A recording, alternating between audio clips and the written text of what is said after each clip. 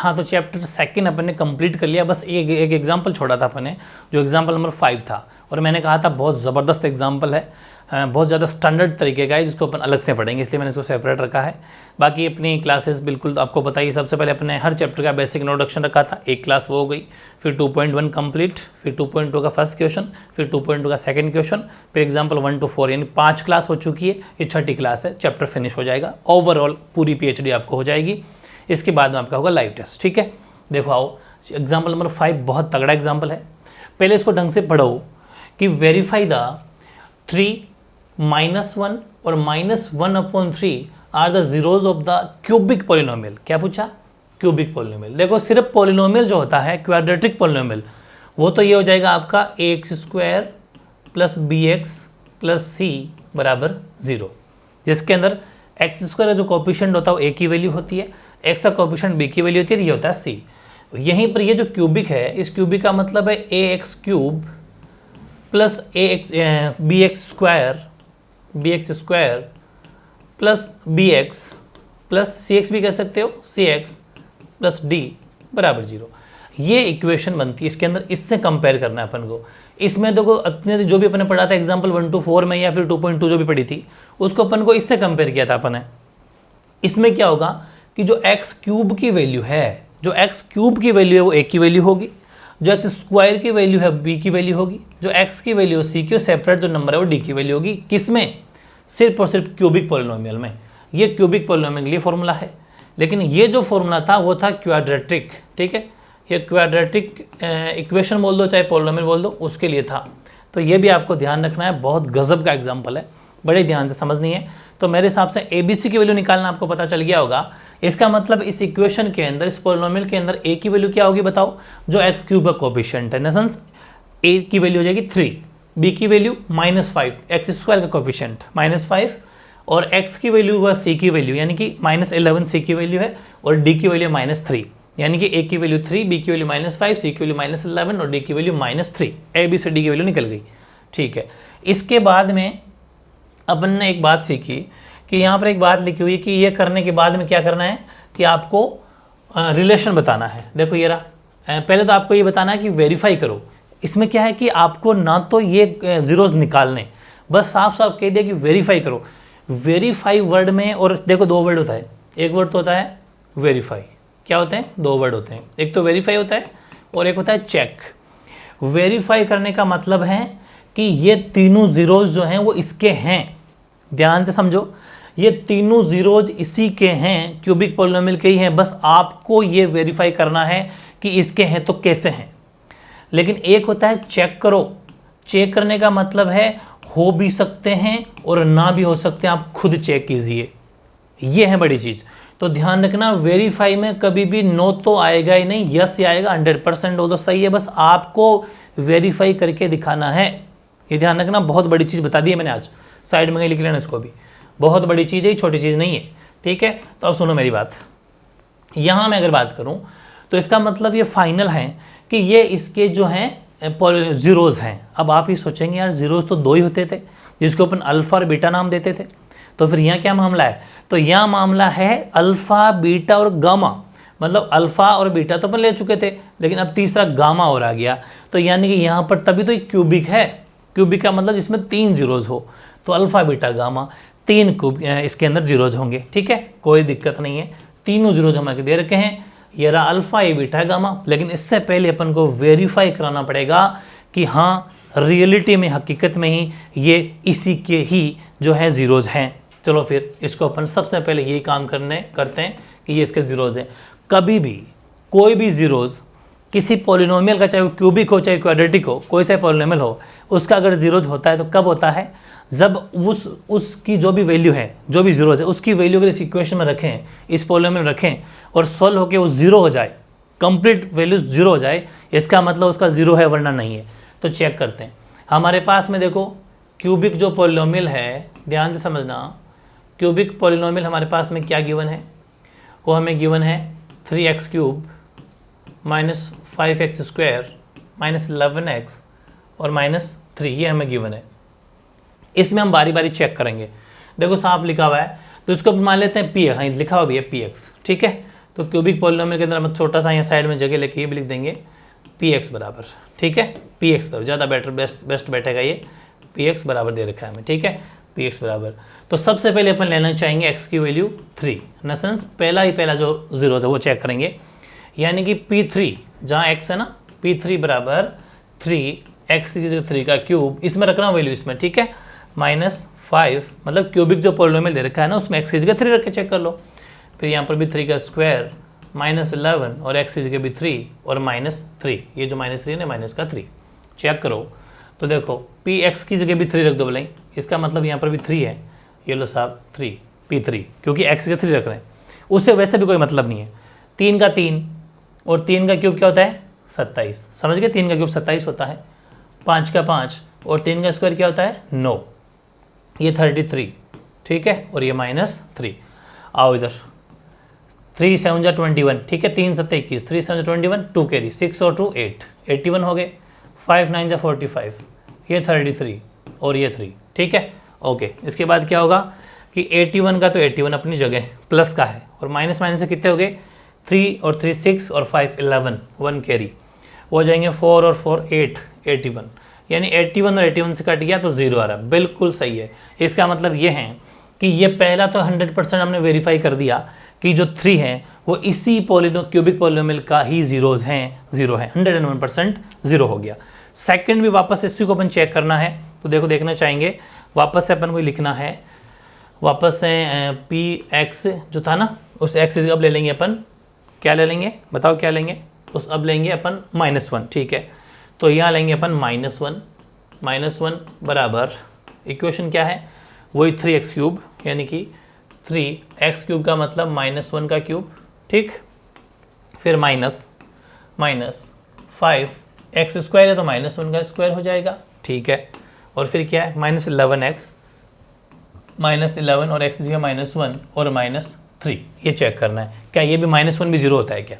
आओ देखें 3 -1 का क्यूब यानी -1 इंटू -1 इंटू -1 3 बार, -1 इंटू -1 +1 +1 इंटू -1 तो ध्यान रखना -1 को जब 3 बार मल्टीप्लाई करेंगे, और वैसे मैं आपको एक ट्रिक बता दूं, माइनस का जब भी अंदर ब्रैकेट में कोई भी वैल्यू अगर माइनस हो, जैसे -2 है और ऊपर क्यूब है, तो हमेशा आंसर -8 आएगा। मतलब माइनस की वैल्यू के ऊपर अगर क्यूब हो, मतलब ऑड नंबर हो, कौन सा नंबर हो ऑड, तो हमेशा आंसर भी माइनस में आएगा, ठीक है, ऊपर ऑड नंबर होना चाहिए, जैसे 1 3 5 7 9 11 13, ठीक है, ध्यान रखना। अगर ऊपर ये अगर ऐसे नंबर इवन नंबर हो इवन, तो हमेशा आंसर प्लस में आएगा, +4 आएगा या कुछ भी +8 आएगा +9 जो भी आएगा, तो ध्यान रखना इवन नंबर है तो प्लस में आएगा और ओड नंबर है तो माइनस में आएगा। ये भी बहुत बड़ी चीज़ बता दी है मैंने।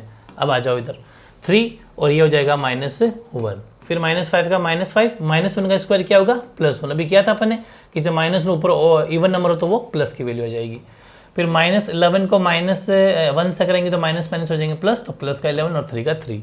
अब देखो प्लस को 3 को जब -1 से अगर मल्टीप्लाई करेंगे तो -3, -5, 11 और -3, माइनस भाई हो गए 5 और 3 8 और 3 11, माइनस के 11 और प्लस के भी 11 कट गया तो 0 आ गया, मतलब यहाँ पर भी 0 है। P1 भी बिल्कुल सही है, P1 भी इसी का 0 जी है, बिल्कुल सही बैठ गया।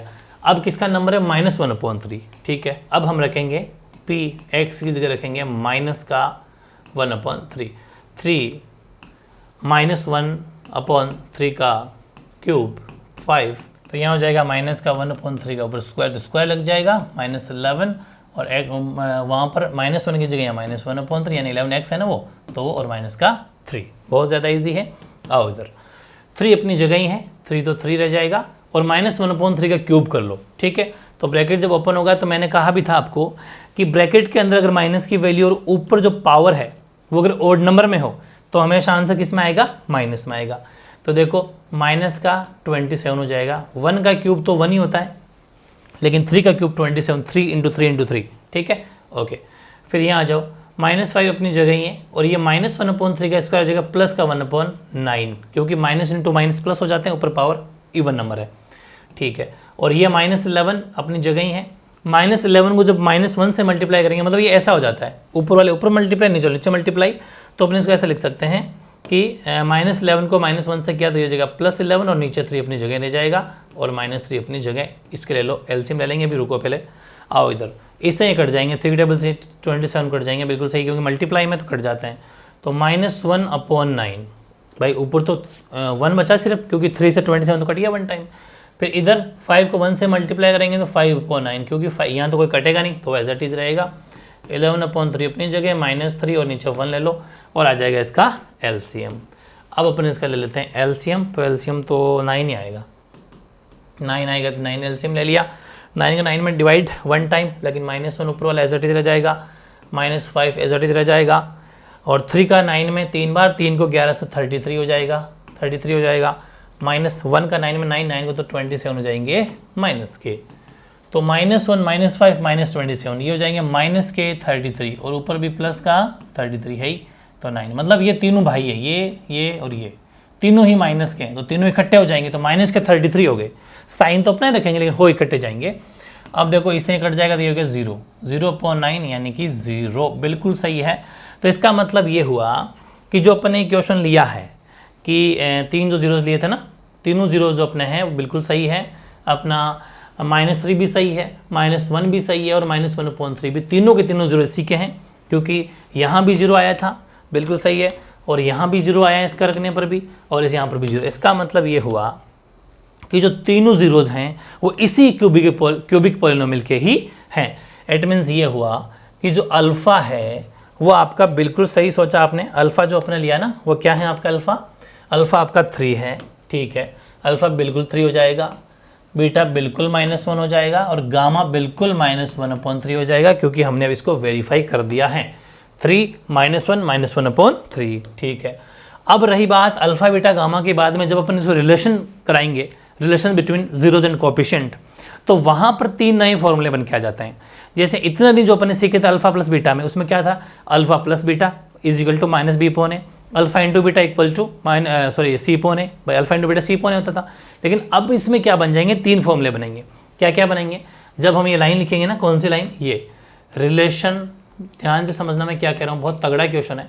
Relation between zeros and coefficient, ये जब करेंगे कोएफिशिएंट, ये जब करेंगे तो इसमें पहला जो फॉर्मूला बनता है वो बनता है सम ऑफ ज़ीरोज़, वो बिल्कुल सही है आपका, सम ऑफ ज़ीरोज़, जिसका फॉर्मूला हो जाएगा alpha plus beta plus gamma, क्योंकि इसमें 3 है।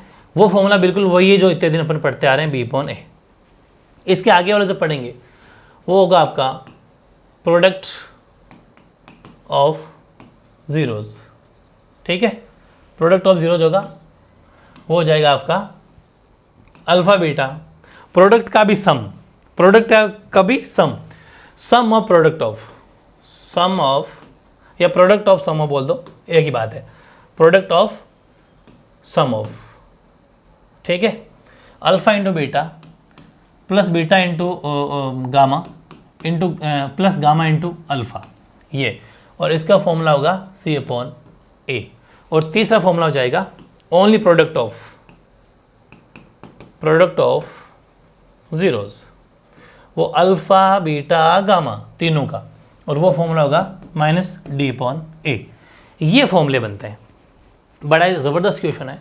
पहला फॉर्मूला वही है अपना, sum of zeros alpha plus beta plus gamma -b/a, ठीक है। अगला formula product of sum of, product and sum of, जो भी आप लिखते हो एडजस्ट कर लेना, प्रोडक्ट एंड सम ऑफ, पहले प्रोडक्ट फिर उनका sum, product and sum of zeros. तो प्रोडक्ट अल्फ़ा इंटू बीटा, जैसे एक ट्राइंगल होता है ना, एक ये ट्राइंगल है, इसको मैं अल्फ़ा कह दूँ, ठीक है, इसको मैं अगर अल्फ़ा कह दूँ, इसको मैं बीटा कह दूँ, इसको गामा कह दूँ, तो क्या बनेगा, एक बार ये side alpha into beta, beta into gamma, gamma into alpha, इस हिसाब से याद तैयार करना, ठीक है। तो ये बन जाएगा आपका alpha into beta plus beta into gamma plus gamma into alpha, ये आपके बन जाएंगे, ठीक है, तीनों फॉर्मूले। तो ये इसका फॉर्मूला होता है c/a, जो अपने उसमें अल्फ़ा बीटा गामा का होता था, फिर वहाँ पर अल्फ़ा बीटा होता था, अल्फ़ा इंटू बीटा, यहाँ पर अल्फ़ा बीटा गामा तीनों, भाई उस दो में क्या था, अल्फ़ा इंटू बीटा, यहाँ था alpha into beta into gamma, जिसका -d/a फॉर्मूला होता है। अब अपन चले पीछे, हमने देख लिया कि अल्फ़ा बीटा गामा तो हमारे पास में है, लेकिन हमारे पास में क्या नहीं है, फिर हमारे पास में ABCD नहीं है, A की वैल्यू नहीं है, B की वैल्यू नहीं है, C की वैल्यू नहीं है, D की वैल्यू नहीं है, तो उसको अपन कंपेयर कराते हैं। अगर ABCD से हैं, आप चाहो तो उसकी एक लाइन अच्छे से लिख देना, कंपेयर विद क्यूबिक पॉलिनोमियल, ठीक है। और वो क्या होता है cubic polynomial? AX cube plus BX square, ठीक है, प्लस CX प्लस D बराबर 0। अगर इससे हम इसको कंपेयर करें तो A की वैल्यू क्या निकलती है? A की वैल्यू 3, क्योंकि जो एक्स स्क्वायर कोफिशिएंट है वो A है, एक्स क्यूब का जो कोफिशिएंट है वो A है, एक्स स्क्वायर का B है, एक्स का C है और नंबर D, ठीक है। आओ इधर अपन चलें यहाँ, ठीक है। तो बताओ क्या बन जाएगी A की वैल्यू? A की वैल्यू बन जाएगी अपने 3x क्यूब है तो A की वैल्यू 3। B की वैल्यू क्या बन जाएगी? B की वैल्यू बन जाएगी -5, B की वैल्यू -5 है। C की वैल्यू क्या बन जाएगी? C की वैल्यू -11 और D की वैल्यू -3। फिर भी देखना चाहेंगे, बिल्कुल सही है, D की वैल्यू -3। तो A की वैल्यू 3, B की वैल्यू -5, C की वैल्यू -11 और D की वैल्यू -3 हमारे आ चुकी है, ठीक है। रख देंगे साहब पहले फॉर्मूले में। अल्फ़ा की वैल्यू क्या है? अल्फ़ा हो गया 3, बीटा कितना? बीटा हो गया -1 प्लस गामा कितना? गामा है -1/3 इक्वल टू माइनस फॉर्मूले का और B की वैल्यू खुद की भी माइनस, तो 5/A की वैल्यू 3, ठीक है। आओ इधर आए तो 3 अपनी जगह ही है, plus minus minus bracket open करो तो -1 और प्लस माइनस माइनस तो -1/3 बराबर माइनस माइनस प्लस तो 5 हो गया प्लस का 5/3। यही करवा देता हूँ ताकि स्पेस में आपको समझ में आ जाएगा तुरंत, अब वरना आपको देखना पड़ेगा बार बार। तो 3 में से 1 चला गया, बचे 2, ठीक है भाई। 3 में से 1 चला गया ना, बचे 2 - 1/3 बराबर 5/3। ले लो एलसीएम आया 3, इसका 3 में 3 आगे 6 -1 इक्वल टू 5/3। तो बिल्कुल सही सोल्यूशन बैठ रहा है, 5/3 बराबर 5/3, ठीक है। 5/3 दोनों बराबर हैं, बराबर 5/3, बिल्कुल सही बात है। पहला जो रिलेशन है वो बिल्कुल सही बैठ रहा है। जो alpha plus beta plus gamma था -b/, है जो हमने अल्फा की वैल्यू रखी 3, बीटा की -1 और गामा की -1/3, इनको सोल्व किया। माइनस का अपने आप का फॉर्मूला था, b की वैल्यू माइनस में थी 0.3, सोल्व कर लिया। 3 में से 1 चला गया तो सिर्फ 2 बच गया और 2 -1/3 के लिए एलसीएम लेके आप जानते ही हो, एलसीएम है 6 को सोल्व कर लिया, 5/3 बराबर आ गया। मतलब पहला रिलेशन बिल्कुल सही है। अब अपन चलते हैं दूसरे पर, जो क्या है प्रोडक्ट एंड सम ऑफ। उसमें क्या है अल्फ़ा बीटा। अल्फ़ा क्या था? अल्फ़ा हमारे पास में था 3, तो ये लो साहब 3 अल्फ़ा इंटू बीटा क्या था?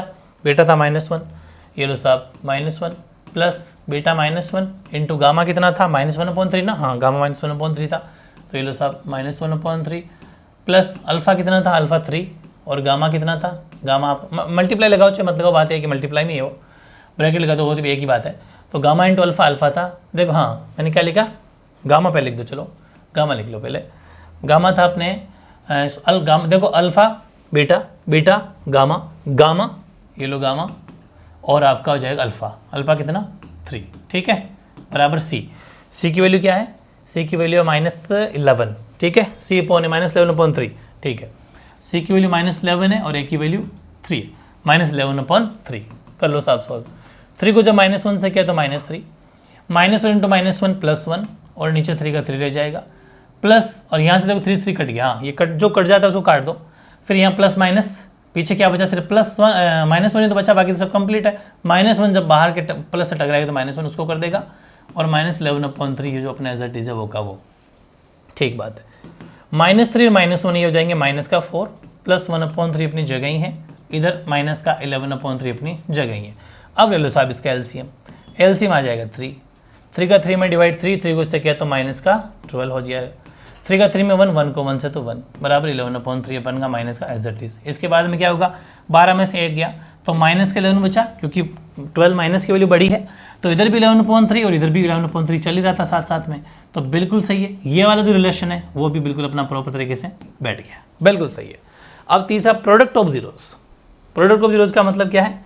उसके अंदर आपके सामने है जो है वैल्यू निकल के आई है, वो निकल के आई है alpha into beta into gamma. Alpha कितना? अल्फा हमारे पास में 3, बीटा कितना? -1, गामा कितना? -1/3। ज़बरदस्त क्वेश्चन। ये फॉर्मूले का माइनस, डी की वैल्यू खुद भी माइनस है क्या? देखना पड़ेगा। डी की वैल्यू है -3 है साहब, बिल्कुल सही है। तो फिर से ब्रैकेट और फिर माइनस का 3 अपॉन ए की वैल्यू क्या है, ए की वैल्यू 3 है प्लस का, ये लो साहब प्लस का 3। इधर आ जाओ, 3 से 3 कट, मल्टीप्लाई में कट जाते हैं, ये भी ध्यान रखना वरना नहीं कटते। पीछे क्या बचा -1 -1 इंटू -1 प्लस 1, इधर भी डिवाइड में काट दो इसको, 3 से 3 कट गया, -1 टाइम माइनस अपने जगह रहेगा, इधर भी माइनस इंटू माइनस प्लस का 1, ठीक है। तो 1 बराबर 1 आ गया। इट मीन्स यहाँ पर जो रिलेशन है बिल्कुल ट्रू है। तो मतलब तीनों जगह रिलेशन बिल्कुल सही बैठ गया। कौन सा रिलेशन सही बैठ गया कि हमने अल्फ़ा प्लस बीटा जो तीनों का किया था, alpha plus beta plus gamma का जो किया था बी अपॉन ए, बिल्कुल सही बैठा था। फिर दोनों का product alpha plus beta, beta plus gamma, gamma plus alpha बराबर सी अपॉन ए किया था, बिल्कुल सही बैठ गया। फिर तीनों का मल्टीप्लाई अल्फ़ा बीटा गामा जो माइनस डी अपॉन ए बैठा था, बिल्कुल सही। मतलब ये जो मैंने रिलेशन बताए थे इन तीनों फॉर्मूलों में, वो रिलेशन आर ट्रू। किसके बीच में?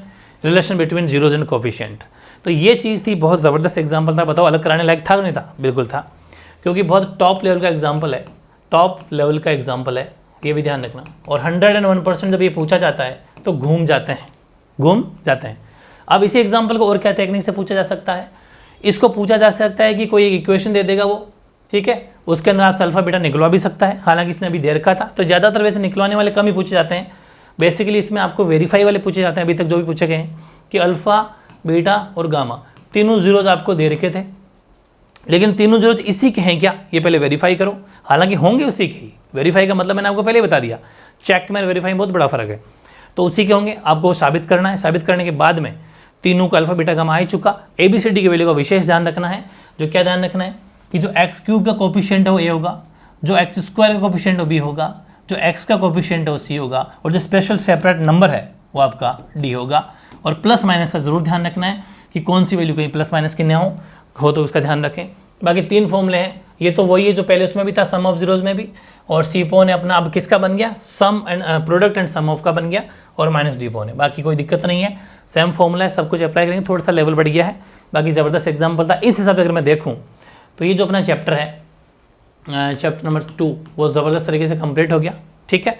जिसकी पहले अपने बेसिक इंट्रोडक्शन किया, फिर अपने 2.1 की, 2.2 का क्वेश्चन नंबर फर्स्ट किया, 2.2 क्वेश्चन नंबर सेकंड किया, फिर अपने एग्जाम्पल किए, एग्जाम्पल के अंदर 1 to 4 किए, और आज एग्जाम्पल जो है वो आपका एग्जाम्पल कर रहा हूँ मैं, एग्जाम्पल कर लिया अपने 5, ये बन गए। 1 2 3 4 5 6 क्लास हुई आपकी इस चैप्टर की, ज़बरदस्त तरीके 6 की 6 क्लास लेनी है। कोई भी डाउट हो कमेंट कर देना, प्लेलिस्ट में जाके पढ़ाई किया करो। प्लेलिस्ट के अंदर सेपरेट आपको सेपरेट प्लेलिस्ट बनी हुई है, इंग्लिश मीडियम की अलग है और हिंदी मीडियम की अलग है। जो मीडियम आपका उस प्लेलिस्ट में जाओ और शानदार तरीके से अपने पढ़ाई करो और अपने फ्यूचर को मजबूत बनाओ। इसके बाद में आपका लाइव टेस्ट सीरीज स्टार्ट होने वाली है। लाइव टेस्ट का मतलब इसमें आपके MCQs, one liner, fill in the blanks, match the following, ये सब आएंगे, क्योंकि यहाँ से डेफिनेटली 18 से 20 नंबर का पेपर बनता है। बहुत बड़ा वेटेज है, ये भी अपन चलाने वाले हैं, तो चिंता नहीं करें, बस बने रहें और हमेशा पढ़ाई करते हैं। कोई भी डाउट हो, कैसा भी डाउट हो, कोई भी क्वेरी हो, तो आप उसमें कमेंट कर सकते हैं, ठीक है, जिसका आपको सोल्यूशन जल्दी मिल जाएगा, ठीक है।